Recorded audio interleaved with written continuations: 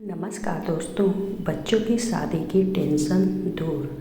अगर उम्र निकलती जा रही, रिश्ते आते हैं लेकिन बात आगे नहीं बढ़ती। कभी लड़की पर दोष आता है तो कभी लड़के पर, कभी कुंडली का बहाना बनता है तो कभी अचानक रिश्ता बिना वजह टूट जाता है। तो समझ लीजिए यह सिर्फ संयोग नहीं है। बहुत बार घर वाले कहते हैं सब ठीक है, फिर भी शादी नहीं हो रही, लेकिन अंदर ही अंदर हर कोई परेशान रहता है। खासकर जब रिश्ता तय होकर भी टूट जाए तो मन में डर बैठ जाता है कि कहीं कोई रुकावट बार बार तो नहीं आ रही।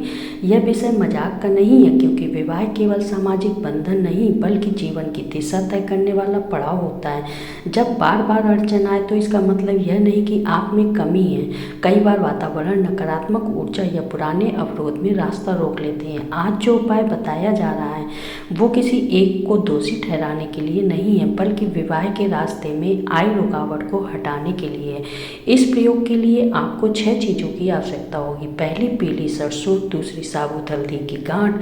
तीसरी, चावल के साबुत दाने। चौथी, मिश्री के 5 टुकड़े। पांचवी, एक साफ लाल कपड़ा। और छठी, मिट्टी का छोटा दीपक।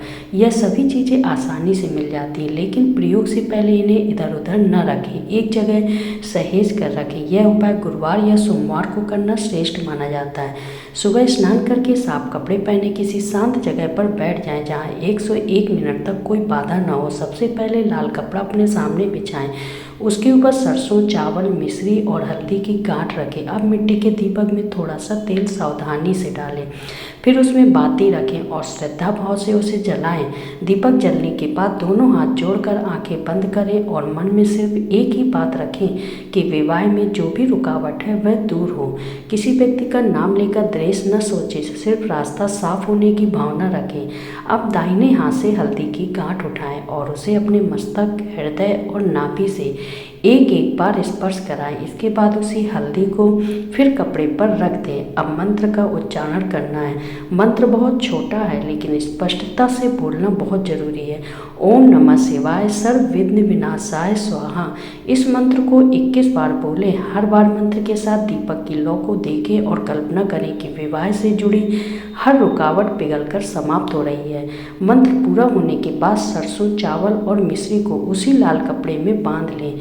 यह पोटली बन जाएगी। इस पोटली को अपने तकिए के नीचे या सिरहाने दिन रात रखें। इन 3 दिनों में किसी से अपनी की परेशानी का रोना न रोए नहीं, तक नकारात्मक चर्चा करें। सिर्फ मन में यह रखें कि जो सही होगा वही समय पर होगा। तीसरे दिन सुबह उस पोटली को किसी मंदिर के बाहर या पीपल के पेड़ के पास रख दें और पीछे मुड़कर न देखें। दीपक को उसी दिन बहते जल में प्रवाहित कर दें या मिट्टी में दबा दें। कई लोगों ने अनुभव किया है कि इस प्रयोग के बाद या तो अच्छे रिश्ते आने लगते हैं या फिर बार बार टूटने वाली स्थिति अपने आप बंद हो जाती है।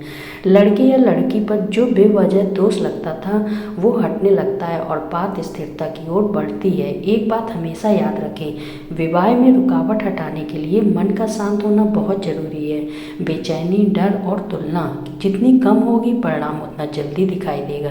धैर्य रखें, खुद को कमजोर न समझें। जब समय और दिशा साथ आती है तो रुके हुए काम भी चल पड़ते हैं। अंत में बस इतना समझ लीजिए, रास्ता तभी खुलता है जब मन हल्का होता है। वीडियो पसंद आए तो लाइक करें, सब्सक्राइब करें, कमेंट में जय श्री राम जरूर लिखें।